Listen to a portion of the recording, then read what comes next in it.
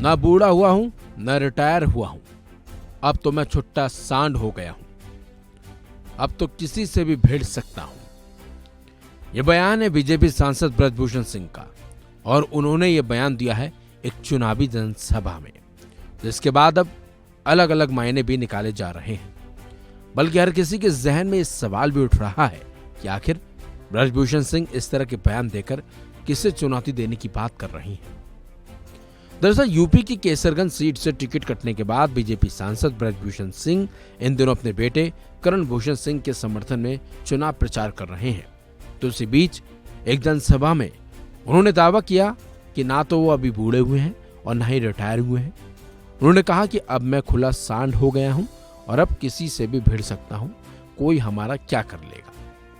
BJP सांसद ब्रजभूषण सिंह ने परसपुर कस्बे में आयोजित एक जनसभा की, जिसमें उन्होंने कहा, ना बूढ़ा हुआ हूं, ना रिटायर हुआ हूं, पहले जितना आपके बीच में रहता था उससे 2 गुना आपके बीच में रहूंगा, आपके सुख दुख में साथी रहूंगा और पूरी ताकत के साथ काम करूंगा। उन्होंने कहा कि अभी हमें बहुत कुछ करने को बाकी है, बहुत कुछ करना है। मुझे पता है कहाँ सड़क की जरूरत है, कहाँ पुल की जरूरत है, कहाँ रेलवे के ऊपर ओवरब्रिज की जरूरत है। मुझे खेत की भी सारी समस्याएं पता है। इसके अलावा उन्होंने आगे कहा कि अब मैं तो छुट्टा सांड हो गया हूं, अब तो आपके लिए यानी कि जनता के लिए किसी से भी भिड़ सकता हूं, कोई क्या करेगा हमारा मंच से ब्रजभूषण ने ये बात कही। इस दौरान मंच से ब्रजभूषण सिंह ने लोगों को बताया कि वो 33 साल की उम्र में पहली बार सांसद बने थे और अब उनके बेटे भी 33 साल की उम्र में ही सांसद बन रहे हैं।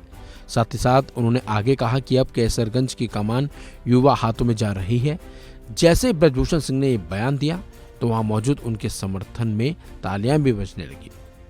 बता दें, ब्रजभूषण सिंह पर महिला पहलवानों ने यौन शोषण के आरोप लगाए हैं, जिसके बाद भारतीय जनता पार्टी ने केसरगंज सीट से उनका टिकट काटकर उनके बेटे करण भूषण को टिकट दे दिया। उनका मुकाबला सपा के राम भगत मिश्रा और बीएसपी से नरेंद्र पांडे चुनावी मैदान में है। इस सीट पर ब्रजभूषण सिंह का दबदबा रहा है और यहां से 2 बार बीजेपी और 1 बार सपा के टिकट पर सांसद भी रह चुके हैं। ऐसे में अब देखना होगा कि इस बार भी उनका दबदबा कायम रहेगा और जनता उनके बेटे को समर्थन देगी या फिर नहीं, ये भी देखने वाली बात होगी।